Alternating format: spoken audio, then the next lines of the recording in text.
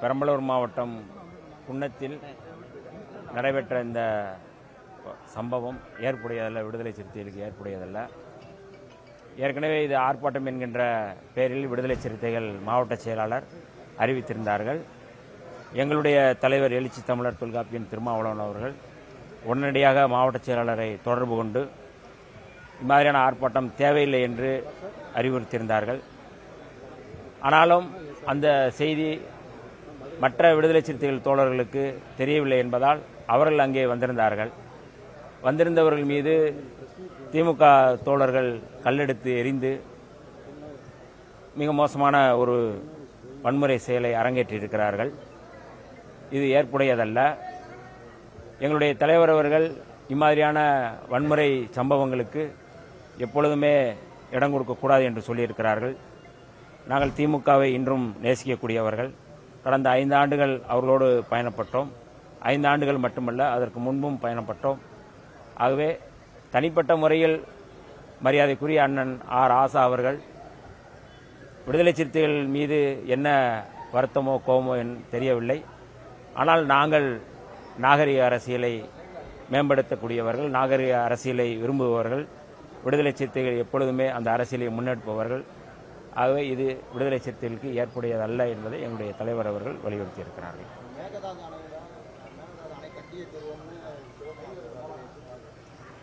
நேற்றைக்கு கூட எங்களுடைய தலைவர் அவர்கள் அறிக்கை கொடுத்திருக்கிறார்கள். உடனடியாக தமிழ்நாடு முதல்வர் அவர்கள் இது குறித்து அனைத்து கட்சி கூட்ட வேண்டும் என்று கோரிக்கை வைத்திருக்கிறார்கள். தொடர்ந்து இந்த மேகதாது அணை தொடர்பாக பிரச்சனை எழுந்து கொண்டே இருக்கின்றது. கர்நாடக அரசு இந்த பிரச்சனையில், அதாவது மேகதாது அணை கட்டக்கூடாது என்பதுதான் தமிழ்நாட்டினுடைய நிலை. கடந்த 2026ஆம் ஆண்டு தமிழ்நாடு அரசு அனைத்து கட்சி கூட்டத்தை கூட்டி இது தமிழ்நாட்டு விவசாயிகளுக்கு எதிரானது என்பதை தெளிவுபடுத்தும் விதமாக தீர்மானம் இயற்றப்பட்டது. தமிழ்நாடு சட்டப்பேரவையிலும் இது குறித்து பேசப்பட்டது, விவாதிக்கப்பட்டது. ஆகவே தமிழ்நாடுடைய முடிவு அல்லது தமிழ்நாடுடைய உணர்வு அப்படிங்கிறது மேகதாது அணை கட்டக்கூடாது என்பதுதான். இதுதான் விடுதலை சிறுத்தைகளுடைய நிலைப்பாடும்.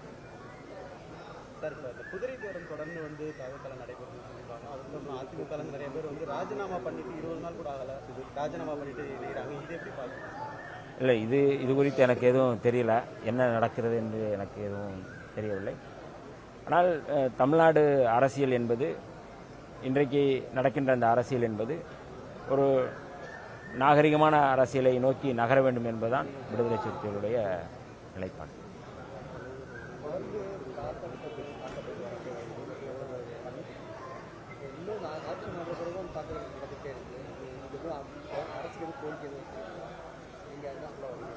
இல்லை, எந்த பகுதியில் இப்போ நடக்கிறது?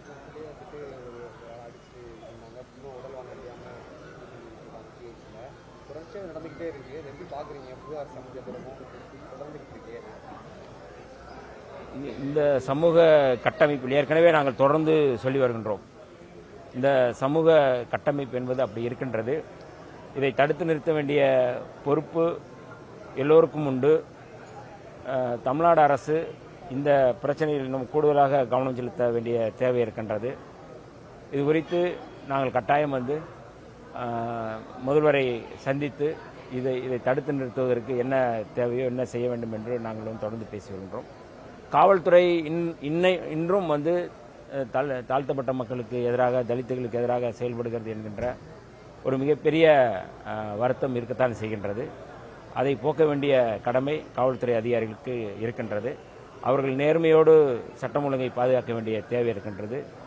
சாதி மதம் பாராமல் சட்டத்தின் அடிப்படையில், சட்டத்தின் வழியில் அவர்கள் ஆட்சி நடத்த வேண்டும், காவல்துறை செயல்பட வேண்டும் என்று நாங்கள் கோரிக்கை வைக்கின்றோம். அதை நோக்கி நாங்கள் அவர்களை கேட்டுக்கொள்வது என்பது இதுதான். தாவேக அரசு அமைஞ்சதுக்கு அப்புறம் அவங்களுக்கு ஒரு 6 மாச காலம் அவகாசம் கொடுக்கணுன்ற மாதிரி முதல்வர் ஸ்டாலின் பேசியிருந்தாரு. இப்போ சிபிஎம் ஒரு சமூகம் என்ன சொல்லியிருக்காருன்னா, கால அவகாசமே கொடுக்கல, எல்லா பேரும் கட்சிக்காரங்களாம் தொடர்ந்து குறை தான் சொல்றாங்க. சிஎம்ஏ ஸ்டாலினா இருந்தப்போ ஸ்டாலின் சிஎம்ஆ இருந்தப்போ 5வது வருஷம் தான் வாக்குறுதிகளை நிறைவேற்றினாரு. கால அவகாசம் எங்க கொடுக்குறாங்க? திமுகவினர் தொடர்ந்து விமர்சனம் தான் பண்றாங்க. சண்முகம் பேசியிருக்காரு. இல்லை, அது அவர்கிட்ட தான் கேட்கணும். அந்த கருத்து மரியாதைக்குரிய தோழர் சண்முகம் அவர்களிடம் கேட்கணும். அதனால் நீங்கள் அவர்கிட்ட கேளுங்க. கூடுதலாக நடத்துகிற சமூக நீதியில் இருக்கீங்க. ஏற்கனவே இந்த வேங்கை வேல் விவகாரம் இதே மாதிரி ஆணவ படுகொலை நிறைய நம்ம பார்க்குறோம். இப்போ அந்த பழைய வழக்குகளை எடுத்து விசாரிக்கிறதுக்கு என்ன மாதிரி கவுன்சில் எடுக்க போகிறோம்? இனிமேல் இது போன்ற தவறுகள் நடக்காமல் இருக்கிறதுக்கு என்ன மாதிரி நம்ம என்ன சார்? நான் இந்த நம்பிக்கை கோரும் அந்த தீர்மானத்திலே விடுதலை சிறுத்தைகள் சார்பில் நான் ஆணவ படுகொலைகளை தடுத்து நிறுத்துவதற்கு தனி சட்டம் இயற்ற வேண்டும் என்று நான் கோரிக்கை வைத்திருந்தேன். மரியாதைக்குரிய KN பாட்ஷா அவர்களுடைய தலைமையில் கடந்த அரசு, திமுக அரசு, ஒரு ஆணையம் போட்டு அது குறித்து ஆணவ படுகொலையை தடுத்து நிறுத்துவதற்கான ஒரு விசாரணை தொடங்கியது.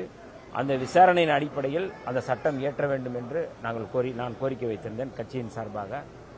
ஆகவே இந்த அரசு உடனடியாக இப்பொழுது நடக்கின்ற நடப்பு சட்டமன்றத்திலே அது குறித்து சட்டம் இயற்றுவார்கள் என்று நான் உறுதியாக நம்புகின்றேன்.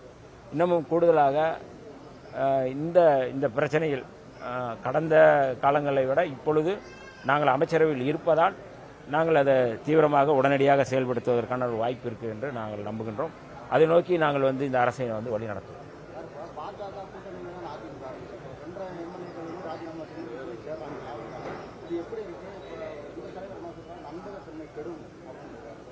அதுதான் என்னுடைய கருத்து. சார், இப்போ ஆந்திராவோட துணை முதல்வர் பவன் கல்யாண் என்ன சொல்லியிருக்காருன்னா, கட் அவுட்டு ஹாலோகிராம் வச்சு விஜய் முதல்வர் ஆயிட்டார், இதை பார்த்தா எனக்கு பொறாமையா இருக்குன்ற மாதிரி பேசியிருக்காரு பவன் கல்யாண். இதை எப்படி பார்க்குறீங்க? அவங்க கூட்டணி ஆட்சியில் தான் நீங்கள் இருக்கீங்க, இதை எப்படி பார்க்குறீங்க?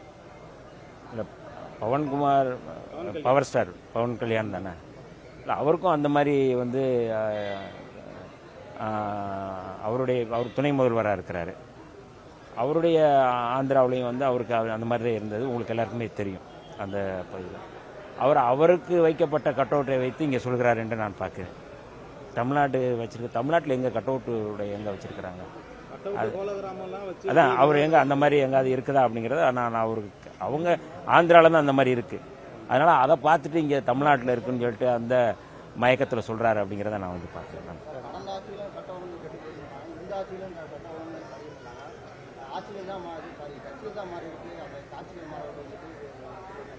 இல்லை, நாங்கள் கடந்த முறையும் அதை தான் சொன்னோம்.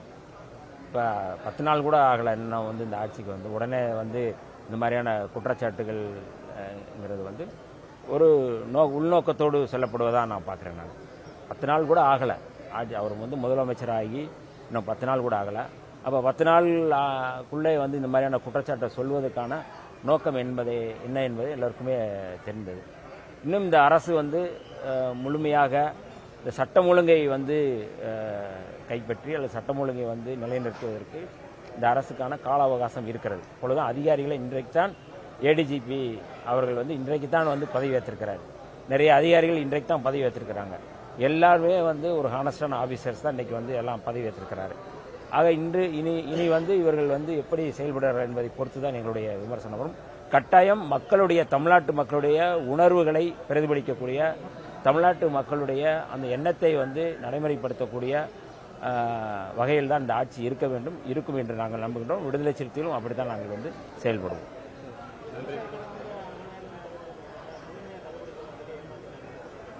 அதாவது இந்த ஏற்கனவே தேர்தல் அறிக்கையில் அவர்கள் சொல்லப்பட்டது, அந்த அறிக்கையின் அடிப்படையில் தான் இதை எதிர்பார்க்கிறார்கள். இது தள்ளுபடி என்பது இது முடிவானதல்ல. 50,000 தான் தள்ளுபடி பண்ணியிருக்கிறாங்க அப்படிங்கிறது அதுதான் முடிவானதல்ல. படிப்படியாக நிதிநிலை அறிக்கையை பொறுத்து இனிமேல் அந்த தள்ளுபடிக்கான இதை அமைச்சரவையில் பேசப்படும் என்பதில் எந்த மாற்று கருத்தும் இல்லை. ஆகவே இது 50,000 இதோடு முடிஞ்சு போச்சு அப்படிங்கிறதெல்லாம் இல்லை. இதுதான் இன்னைக்கு இந்த 50,000 தள்ளுபடி பண்ணதிலிருந்து சொல்லப்பட்ட செய்தி.